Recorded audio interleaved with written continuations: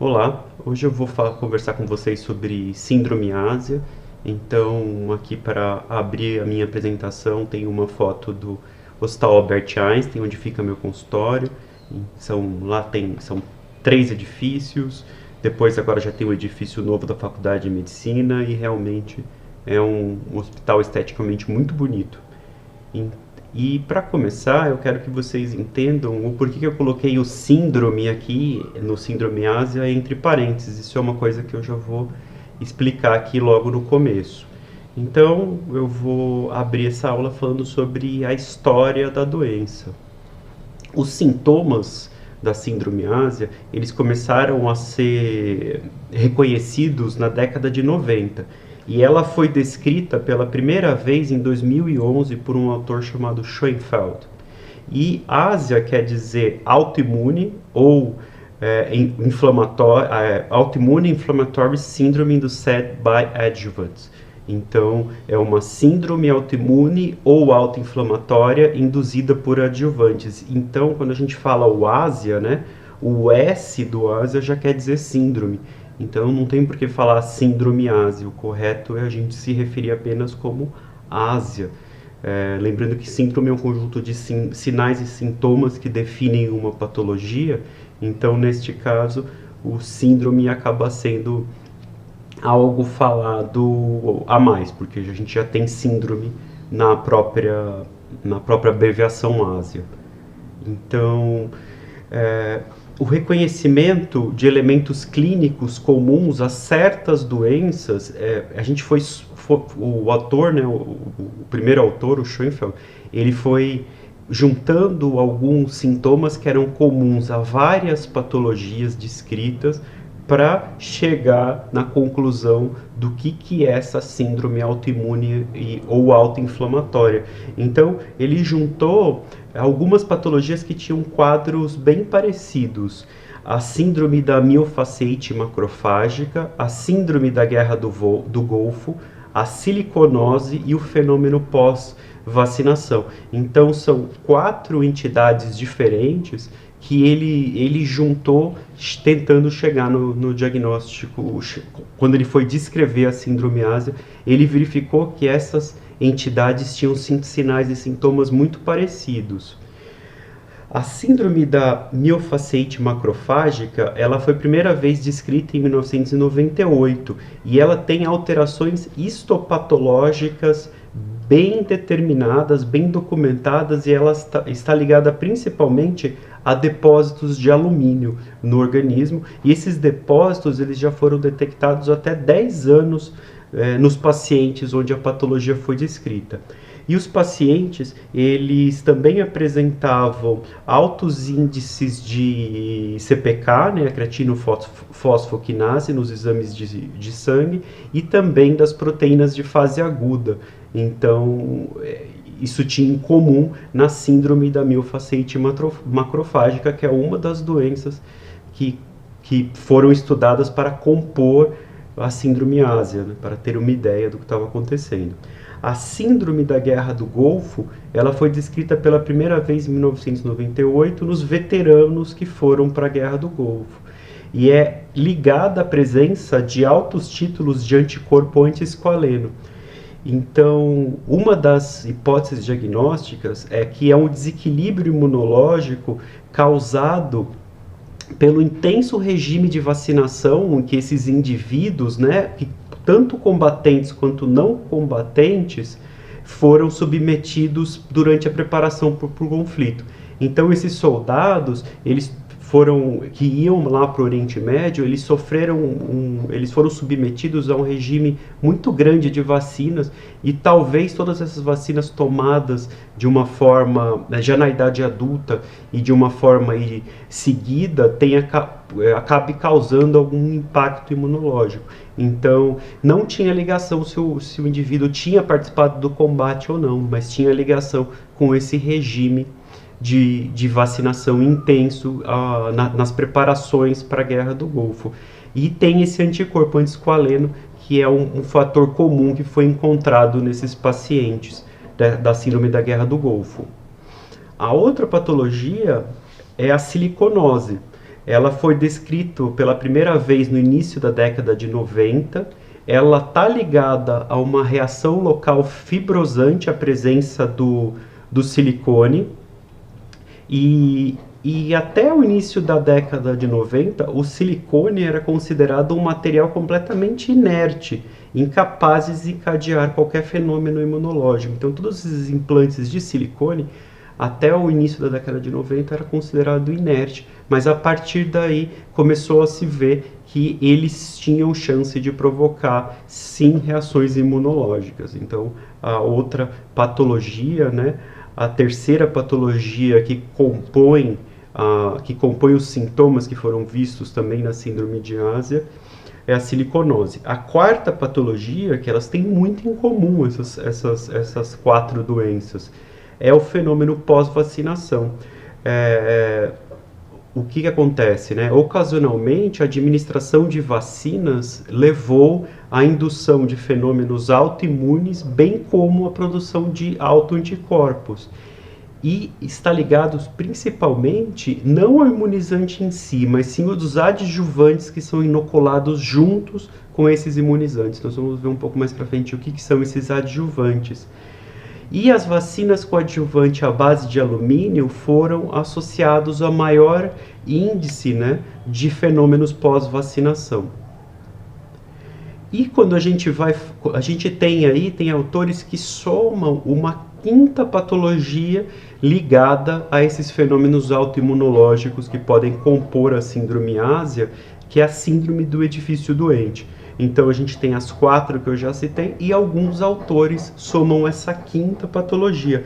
Ela foi reconhecida pela OMS, na Organização Mundial da Saúde, em 1982, ou seja, ela é um pouco mais antiga do que essas outras quatro que a gente falou, né? Essas outras quatro a gente falou primariamente na década de 90, mas a síndrome de edifício doente é algo que foi reconhecido e descrito antes, e pode estar ligado a poeira ou micro-organismos, mas a causa principal ainda é desconhecida, e pode estar ligado também à má qualidade do ar. Então, indivíduos que moram e trabalhavam no mesmo edifício começaram a ter aí sintomas autoimunes, e uma das hipóteses diagnósticas era que aquele edifício pudesse ter alguma coisa ligado à poeira ou a micro-organismos, tem gente que diz que tem a ver com fungo, ligados a uma má qualidade do ar. E no caso da síndrome do edifício doente, ficou muito claro que mulher eram mais acometidas do que homem e possuem vários sintomas de apresentação, e muitos deles são incomuns com a Ásia. Então essa foi a história do que levou Schoenfeld a descrever lá nos anos 2000 o que ele juntou todos esse quebra-cabeça para chegar à conclusão de que a gente tinha algo ativando o nosso sistema imunológico e levando à inflamação, quando ele descreveu pela primeira vez a Ásia. E um panorama da doença. Hoje a gente já tem aproximadamente 4.000 casos descritos no mundo. Óbvio que esse número pode ser muito maior, porque tem muitos indivíduos sofrendo com a doença e que nunca procuraram aí auxílio médico, ou estão tratando outras doenças, quando na verdade o que a gente tem por trás dos sintomas é a Ásia. E qual a etiopatogenia da doença? Como que a doença acontece no nosso organismo? Então, a etiopatogenia diz que a doença é causada por uma reação imunológica, né, do nosso próprio sistema imunológico, ligado ao uso de adjuvantes. Depois eu vou detalhar direitinho o que são esses adjuvantes. Envolve inter-relações complexas entre fatores ambientais e predisposição genética. Então, esses adjuvantes, eles entram em contato com o organismo que tem uma predisposição genética e vão aparecer os sintomas. As substâncias adjuvantes, elas afetam a resposta imunológica de maneiras complexas, que envolve os aspectos inatos e adquiridos da imunidade. Então, ela atinge tanto a imunidade celular quanto moral, e ela leva em conta tanto aspectos inatos quanto adquiridos da nossa da nossa resposta imunológica. E quais são as reações imunológicas que a gente vê mais comumente nesses pacientes, né? Aumento de secreção de citocinas com ativação secundárias de células apresentadoras de antígenos, né, as APCs. Ativação do inflamossoma, que é um complexo multiproteico ligado à secreção de interleucina 1 beta. Ativação de células inatas por meio de efeitos em vários receptores diferentes, né? É aquele efeito ligado aos TOR receptors imunológicos das células apresentadoras de antígeno do sistema imunológico inato. E aumento de resposta humoral por atração de células das células dendríticas por células T e aumentando a captação de antígeno pelas células apresentadoras de antígeno. Então, o que a gente consegue ver é que a etiopatogenia da doença atinge todas as vias imunológicas que a gente tem no organismo. Então, aqui eu tenho uma representação, né, mostrando como que esses adjuvantes vão agir no organismo, né? Então, a partir do momento que o adjuvante é inoculado no nosso organismo, isso pode ser por uma injeção ou pode ser pelo próprio corpo estranho, o silicone. Então, a gente vê que a gente ativa vários tipos de defesa, né? A partir do momento que o antígeno junto com o adjuvante é inoculado, eles são captados pelas células receptoras de antígeno, né? Então pelas APCs, né, as células apresentadoras de antígeno, normalmente são células dendríticas. Então, dentro das células dendríticas, eles podem seguir várias vias, e essas vias podem acontecer exatamente todas ao mesmo tempo. Então, uma das vias é a via do inflamossoma, onde a gente tem aí o antígeno junto com o adjuvante provocando reações dentro da célula apresentadora de antígeno, levando à liberação de interleucina 1 beta, que por si só já causa aumento do processo inflamatório. Uma outra via é a via do fagosoma, onde a gente vai ver que o antígeno ele é processado, né? Aquele adjuvante ele é processado, e via sistema MHC, a célula apresentadora de antígeno apresenta aquele antígeno para as células T. Então aí a gente já vê que da nossa imunidade inata, a gente já tem ativação da nossa imunidade adquirida através da apresentação de antígeno das APCs para os linfócitos, né, pelas células do tipo T. A partir da célula T indiferenciada, a gente vê que vai ter tanto ativação dessa célula T para o linfócito helper do tipo 17, para o linfócito helper do tipo 1 e para o linfócito helper do tipo 2, que por sua vez, né, cada uma vai ter um tipo de resposta no nosso organismo. Por exemplo, o linfócito helper do tipo 2 vai acabar ativando os linfócitos B. Os linfócitos helper TH1, né, do tipo 1, eles vão fazer com que aumente a atividade inflamatória local. E os linfócitos TH17 vão trazer outras células, ativar fibroblastos para defesa. Então, a gente pode ver a partir desse slide que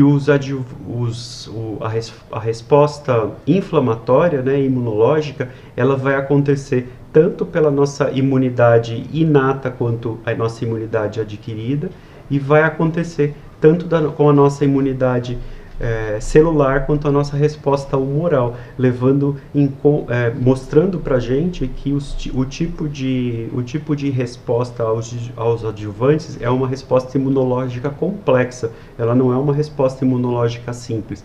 Ela vai ativar vários caminhos da nossa resposta imune. E para vocês entenderem o que são os adjuvantes.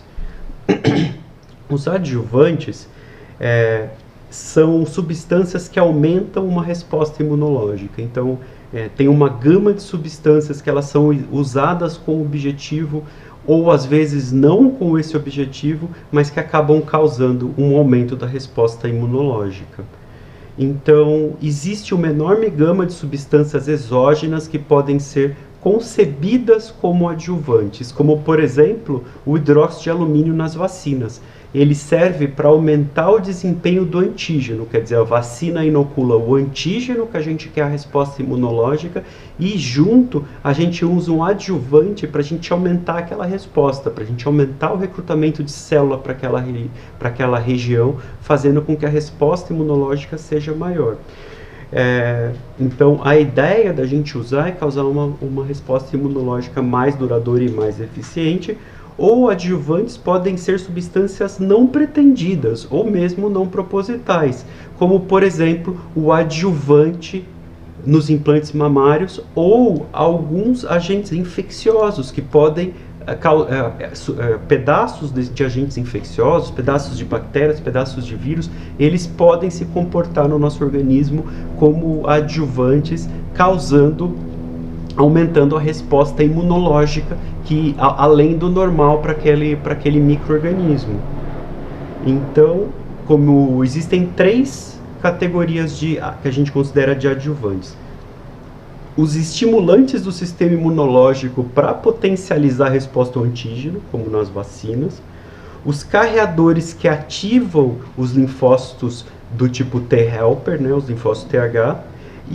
E os veículos adjuvantes que inoculam o antígeno. Então a gente considera aí esses 3 tipos de adjuvantes e que eles podem ser ou não algo proposital.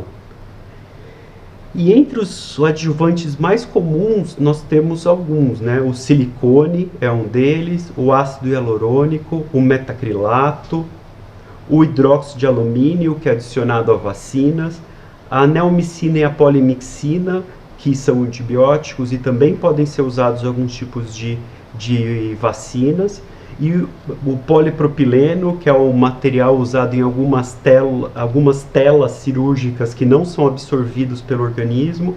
Então, essas são algumas substâncias que a gente considera como adjuvantes, mas existem inúmeras outras. Às vezes existem até substâncias ainda desconhecidas para nós, mas que têm funções como adjuvantes junto ao organismo. E existe o papel das infecções, quando que agentes infecciosos podem ativar a resposta imunológica a ponto de serem considerados como adjuvantes.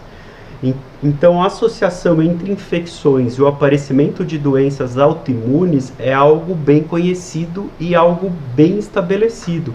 E o exemplo mais clássico disso é a associação entre febre reumática, que é uma doença autoimune, e o Streptococcus, que é o agente infeccioso.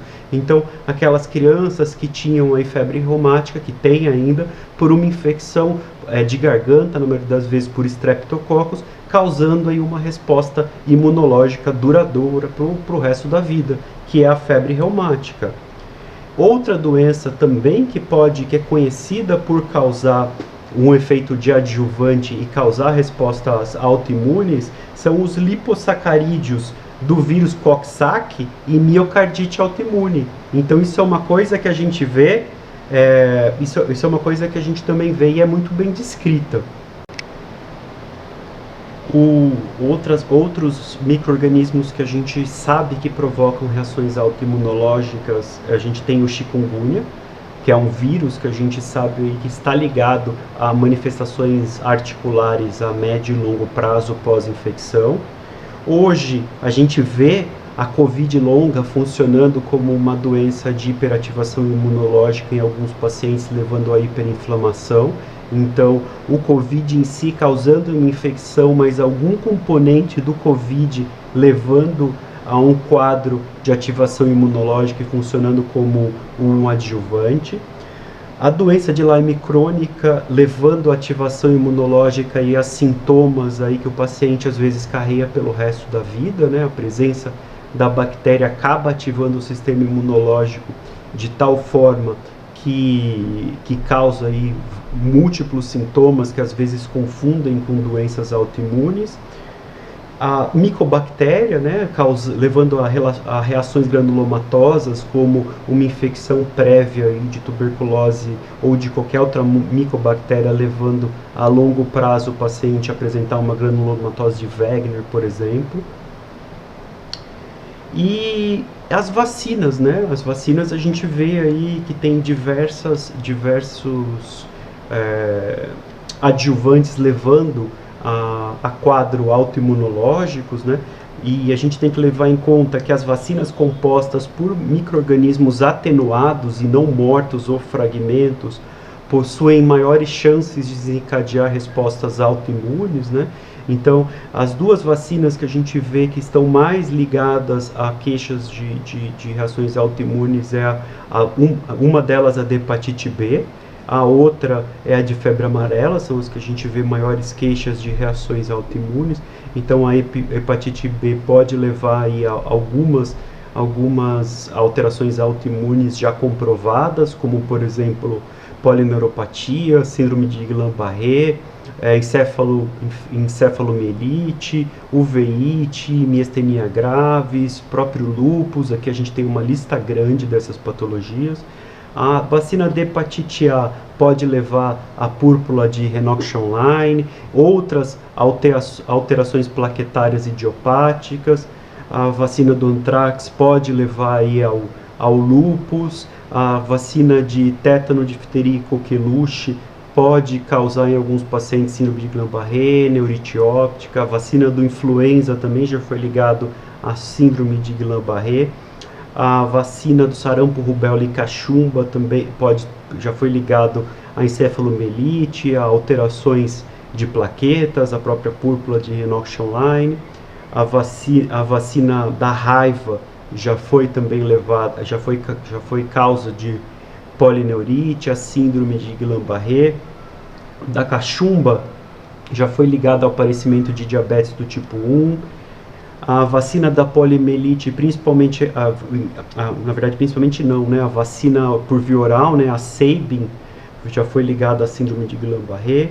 A vacina da febre suína já foi descrita como desencadeadora de esclerose múltipla. A da febre amarela, a doença de Kawasaki.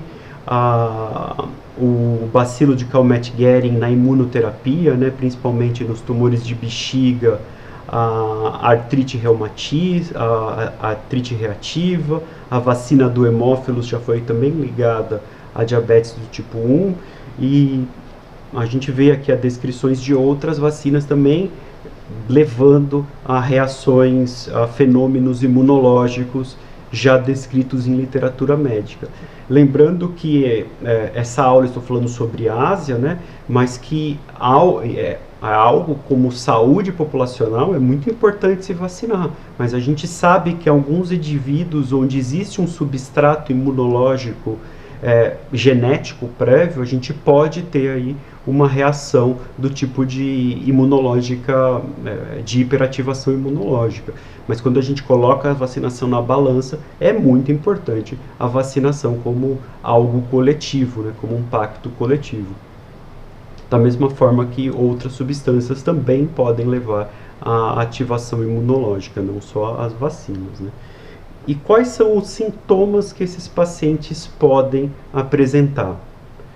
Então, os sinais e sintomas mais comuns ligados à Ásia também são comuns a várias doenças autoimunológicas. Então, quais são o que incluem esses sintomas? Mialgia, né, dor muscular, artralgia, que é dores articulares, a fadiga crônica, os distúrbios do sono. Alguns pacientes se queixam de boca seca, os distúrbios cognitivos, que são aqueles que são as alterações de memória, as alterações de concentração, o nevoeiro cerebral, que é aquele que impede o pensamento, né? São os distúrbios de pensamento, o paciente tem dificuldades no pensamento.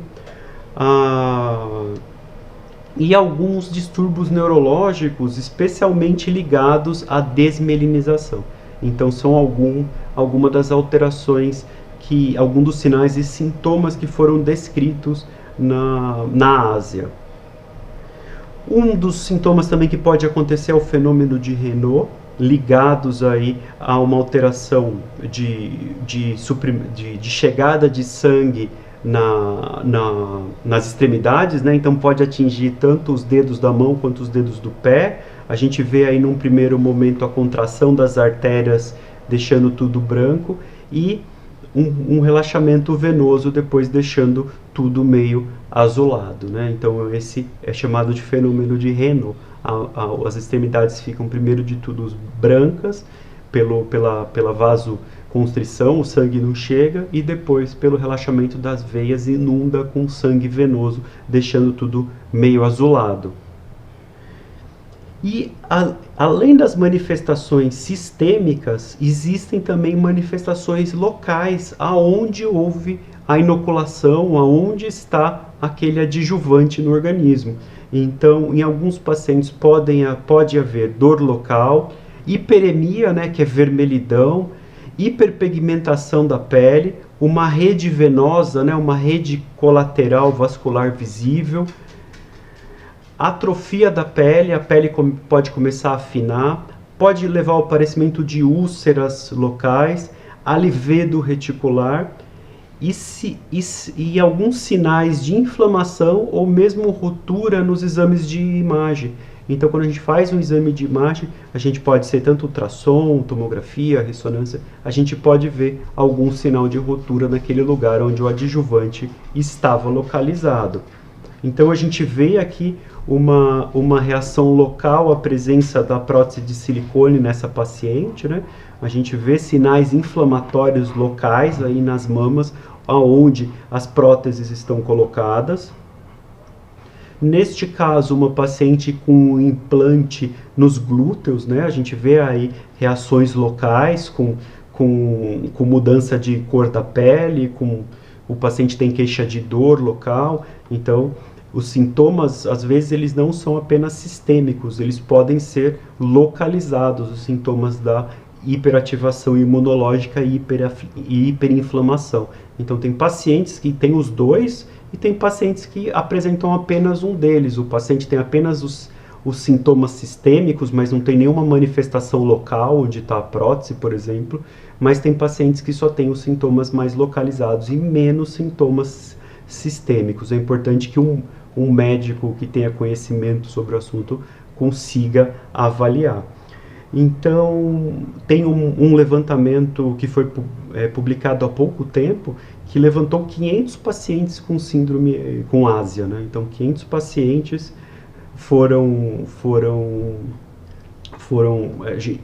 trabalho, né, que mostrou como que esses pacientes se comportavam. Então, a idade média desses pacientes, desses 500 casos, foi 44 anos.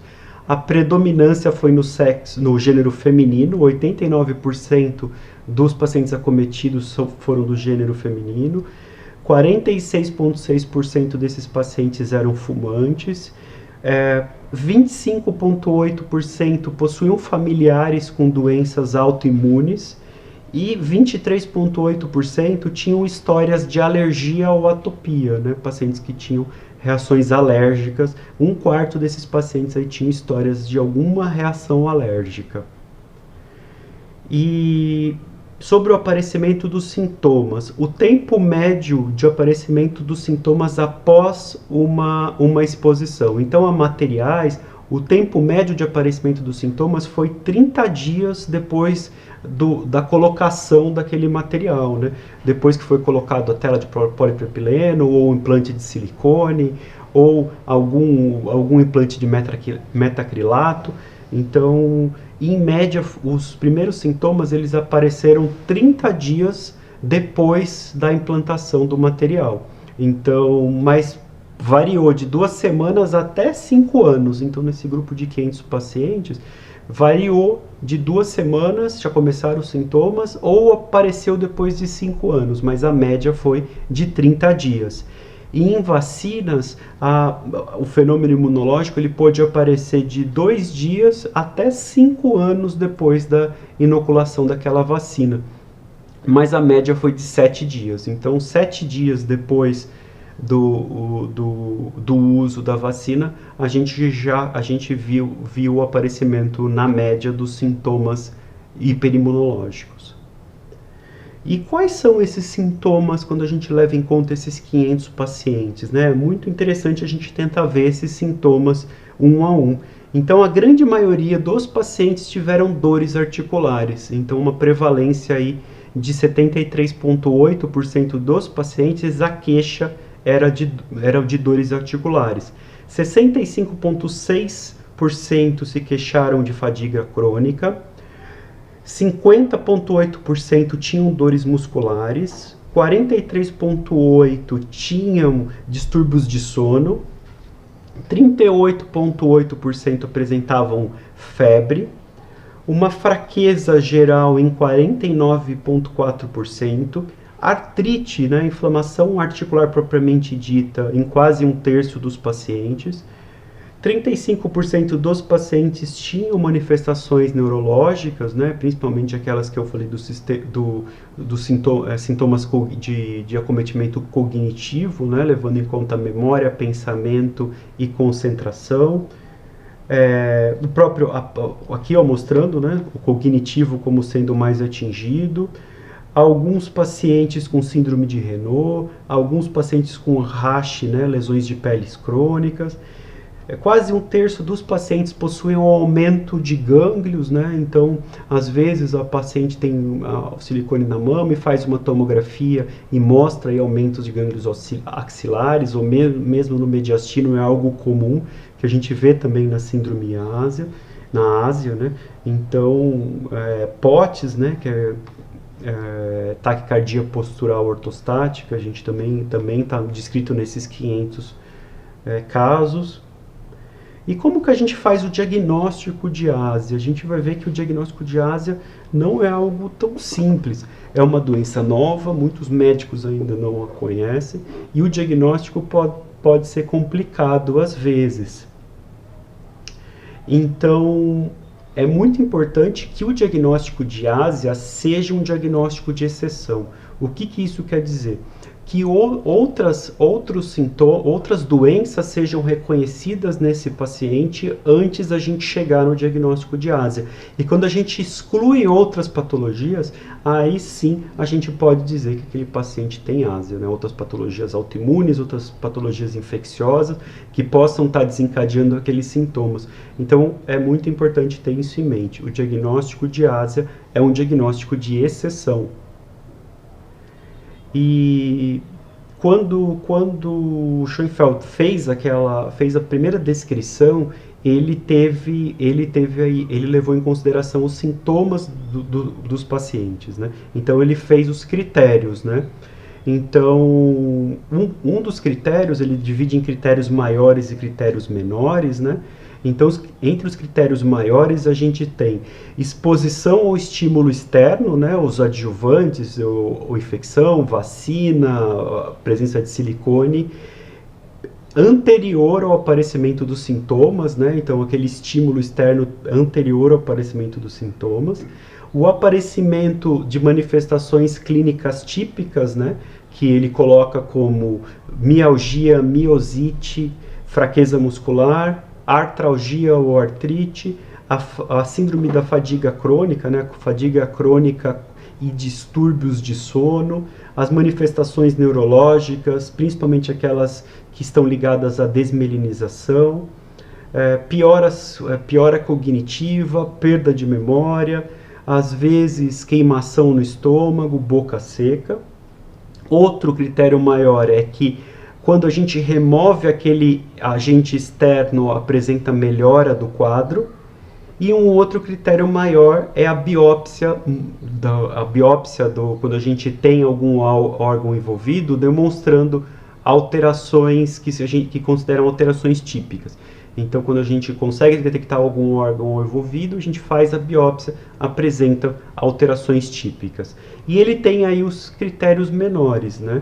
Então, o aparecimento de autoanticorpos é considerado, principalmente adjuvantes ou não, é considerado um critério menor. Outras manifestações clínicas que podem ser outras manifestações autoimunes, como por exemplo síndrome do intestino irritável ou aparecimento de outras doenças autoimunes. Um HLA específico, né, ele coloca aqui o HLA denominado DRB1 ou HLA-DQB1, são pacientes que têm aí um substrato genético para esse tipo de aparecimento da Ásia e o aparecimento de outras doenças autoimunes, né? Por exemplo, esclerose múltipla, síndrome de Sjögren. Então isso a gente considera aí critérios menores. Então, para o diagnóstico, ele considera dois critérios maiores ou um critério maior e dois critérios menores para fazer o diagnóstico de síndrome ásia, levando em conta que o diagnóstico é de exceção, outras patologias precisam ser excluídas antes da gente fazer esse diagnóstico. E o que acontece, né? Quando a gente vai pedir exames para esse paciente, o ideal é que se realize um painel imunológico completo. Então a gente vai fazer investigação imunológica completa deste paciente para entender se o paciente não tem uma doença autoimune que esteja causando aqueles sintomas, ao invés do paciente ter a ásia. Então, eu costumo pedir fator reumatoide, antinúcleo, anticitoplasma, fator antitransglutaminase tecidual, o anti-Rho, que é o SSA, o anti-LA, que é o SSB, o anti-DNA nativo, os anticorpos anti-tireoglobulina e antiperoxidase, o anti-CCP, anti-stona e anticromatina. ASLO eu peço também para esse paciente, né? Streptolizina O, e eu peço algumas sorologias, né? Eu peço sorologia para doença de Lyme, sorologia para chikungunya, para ver se esse fenômeno autoimune não está ligado, ao invés de ser o adjuvante como um corpo estranho, como por exemplo o silicone, ele está ligado a alguma outra doença de base. E eu peço sempre dosagem de imunoglobulina desses pacientes. E por que eu cheguei na doença na Ásia, né? Porque eu tenho 5 ou 6 pacientes com o diagnóstico prévio de doença de Ásia, mas quando a gente foi pedir a sorologia para a doença de Lyme veio positiva. E esses pacientes, quando a gente iniciou o tratamento correto para a doença de Lyme, eles tiveram melhora dos sintomas. Então, fica aí que a doença de Lyme, o adjuvante, né, da doença de Lyme, a própria bactéria que estava causando as reações imunológicas, e não o silicone, ou a tela de propileno, ou o metacrilato, ou qualquer outro implante que o paciente tenha. Então, aí eu tenho aí 5 ou 6 pacientes que eu vou fazer uma descrição num artigo científico mais para frente, demonstrando que aquele diagnóstico de Ásia, que precisa ser um diagnóstico de exclusão, estava incorreto, que a gente deveria ter pesquisado melhor outras doenças, entre elas a doença de Lyme. É importante investigar se existe relação com Covid, né? Pensando agora na Covid longa, causando uma hiperinflamação, então a gente tem que ter isso em mente. Se o paciente aí teve Covid nos últimos tempos, e se o Covid não pode explicar aquele tipo de reação que o paciente está sentindo naquele momento. E outra coisa importante que eu acredito é investigar se existe substrato clínico ou laboratorial para intolerância ao glúten ou sensibilidade ao glúten não celíaca. Então, o paciente aí com intolerância ao glúten ou doença celíaca ou sensibilidade ao glúten não celíaca, ele pode apresentar esses sintomas que lembra a ásia, mas na verdade é o glúten que está causando aquele tipo de processo inflamatório. Então é importante a gente dosar certos anticorpos, né, como o antigliadina IgA e IgG, o antiindomísio IgA e IgG, ou a colonoscopia com biópsia, principalmente pegando o elemento do ilho terminal também, para ver outras doenças inflamatórias que podem estar acontecendo. Eu digo isso porque os sintomas aí de uma intolerância ao glúten ou uma sensibilidade não celíaca podem ser sintomas muito parecidos com aqueles da Ásia. Então é importante que esse paciente seja submetido a uma investigação completa, clínica e laboratorial, antes de fechar o diagnóstico como um portador de Ásia. Exames de imagem também são importantes, principalmente quando o paciente tem história de algum implante. Então, pode ser pode ser feito por tomografia computadorizada, ultrassom ou mesmo ressonância magnética. Então, aqui algo importante quando a gente fala em relação à prótese de silicone, né? As próteses de silicone, o corpo, ele dá um jeito de deixar aquilo lá de uma forma encapsulada, né? Então, normalmente, as próteses de silicone, o corpo faz um movimento para encapsulá-la. Então, a gente tem aqui demonstrando, né, as próteses e a cápsula em volta. Aqui a gente tem as cápsulas retiradas, né? As próteses estão aqui, as próteses de silicone e as cápsulas em volta. Isso é importante quando a gente vai falar a respeito dos exames de imagem, que a presença dessas cápsulas a gente define ela nos exames de imagem, né? Então, a gente vê aqui o que pode acontecer, né? Tá aqui a prótese de silicone na mama. E em volta, aqui em branco, a gente tem a cápsula do organismo em volta daquela prótese. Então, a gente pode haver ruptura do silicone de uma forma encapsulada. Então, isso quer dizer que a ruptura do silicone, né, a prótese se rompe, o silicone vaza, mas ela fica contida pela cápsula do nosso organismo, né, por aquele material que o organismo encapsula, ou pode haver uma ruptura da nossa cápsula orgânica, né, daquele tecido orgânico, e com isso o silicone vaza para os tecidos que estão em volta. Então a gente tem que ter em mente nisso, que a ruptura da prótese ela pode ser encapsulada ou não. Então, encapsulada quando ela está contida pela cápsula formada pelo nosso organismo, ou quando aquela cápsula do nosso organismo se rompe e o silicone começa a vazar para os tecidos que estão em volta.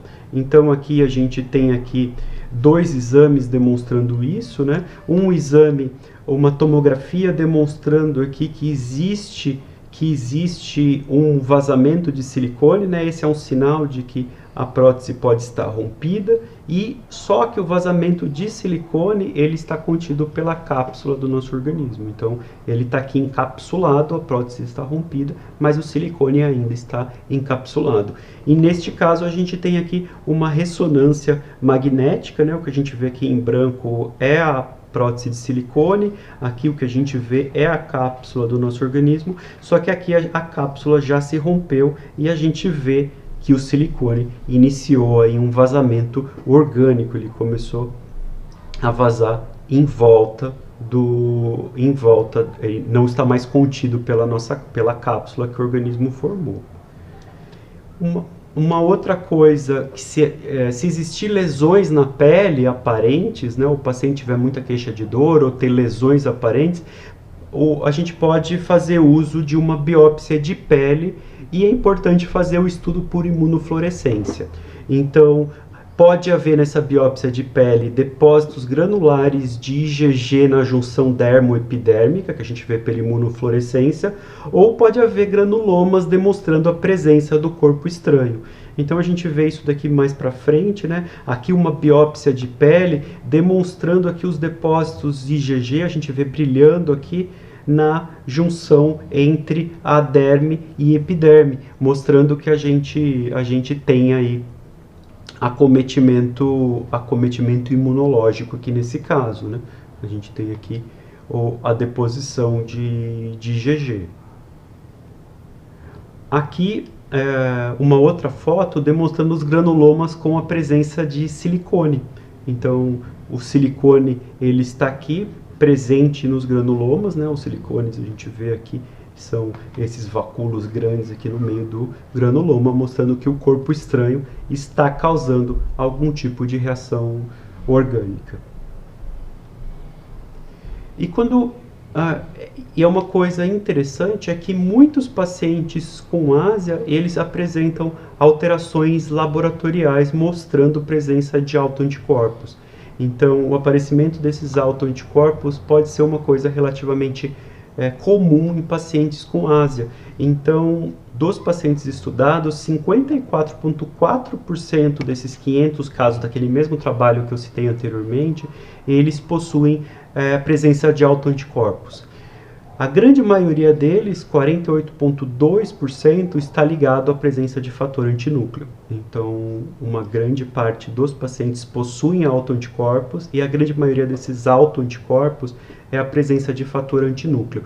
Lembrando que isso é após o aparecimento da ásia, não antes. 7% apresentam fator reumatoide positivo, 6% anti-SSA, 3,8 antiperoxidase tiroidiana, 3,4 anti-DNA. Por isso que é importante a gente também fazer o perfil completo e investigar esses autoanticorpos nos pacientes com ásia. E quando a gente chega no diagnóstico, a gente vai pensar qual que é o melhor tipo de tratamento que a gente pode empregar nesses pacientes. Então, se existir qualquer sinal de que o adjuvante esteja realmente causando manifestações locais em seu sítio de aplicação no implante, não restam dúvidas de que deverá ser considerada a realização de procedimento para excisão ou explante do adjuvante que está causando aquele tipo de reação. Isso quer dizer que se a gente tem aí um adjuvante conhecido e aquele adjuvante está provocando reações locais, a gente tem que, a excisão daquele material tem que ser algo que precisa ser realmente levado em conta. Mas a gente pode fazer uso de tratamentos antes de fazer a excisão propriamente dita. Então, a gente pode fazer uso de corticoides, né, pomadas e cremes com corticoides de uso local. A gente pode fazer uso de pomadas e cremes com tacrolimus de uso local, né? O tacrolimus ele vai fazer uma ação local anti-imunológica importante, né? Ele diminui a proliferação celular, então é algo que pode ser usado nesses casos, ou a excisão e explante do material que possa estar causando esse tipo de reação. A gente tem aqui demonstrando um caso onde houve necessidade, né, de explante das próteses de silicone na mama, né, a gente vê a incisão aqui embaixo. Então, um caso onde foi necessário o explante. Aqui um outro caso também onde foi necessário o explante para que os sintomas cessassem, né, demonstrando aqui a incisão pós o explante do silicone que estava levando à ásia. A mesma coisa aqui para implantes glúteos, né? A gente vê aqui na ressonância os implantes causando a sintomatologia, então uma incisão que eles chamam em asa de borboleta, levando à retirada do máximo possível desses implantes que podem estar causando a sintomatologia. Mas existem casos onde o implante ele acaba se espalhando pelo organismo, né, como a gente vê aqui nessas duas tomografias, e nesse caso a gente não consegue fazer a retirada total do implante propriamente dito. Então a gente pode fazer uso do tratamento sistêmico, lembrando que todos os pacientes eles podem ser submetidos quando eles têm sintomas locais ao tratamento local e quando eles têm sintomas sistêmicos ao tratamento sistêmico antes da gente levar a retirada daquele implante, antes de fazer com que aquele implante seja retirado. E o tratamento sistêmico ele pode envolver corticoides ou ele pode envolver outras formas de imunomodulação, como por exemplo fazer uso de hidroxicloroquina ou de naltrexone em baixas doses. E em alguns casos já estão descritos o uso de canabidiol para diminuir esses sintomas. Então também é algo que pode ser usado para fazer o controle desses pacientes. A gente tem aqui a imagem de uma paciente, né, que é aquela mesma que eu mostrei anteriormente. A gente vê muitas manifestações locais ao uso da prótese de silicone, ao implante da prótese, né, de silicone, e aqui, depois que o tratamento sistêmico foi estabelecido, uma melhora importante do quadro, cessando inclusive os sintomas sistêmicos. O mesmo acontece aqui no implante de glúteo, né? A gente vê aí manifestações locais, né? Eritema, vermelhidão nos glúteos por causa do implante. e depois do tratamento sistêmico empregado, o quadro da paciente melhorou, sumindo aqueles sintomas que a paciente tinha. Essa daqui é a incisão que foi realizada a biópsia para comprovar aí o ásia nessa paciente. Então, depois que foi estabelecido o tratamento sistêmico, se manteve os implantes e a paciente melhorou. Eu agradeço a todos que assistiram a essa aula. Eu me coloco à disposição para responder qualquer dúvida e peço para me seguir nas redes sociais, nas outras redes sociais, principalmente no meu Instagram. O Instagram é o lugar mais fácil aí que eu acompanho as dúvidas dos colegas ou dos pacientes quando tem algo para me perguntar. E eu peço para que me sigam e me coloco realmente à disposição para quem tenha alguma dúvida. Obrigado a todos que acompanharam mais essa aula e mais esse vídeo.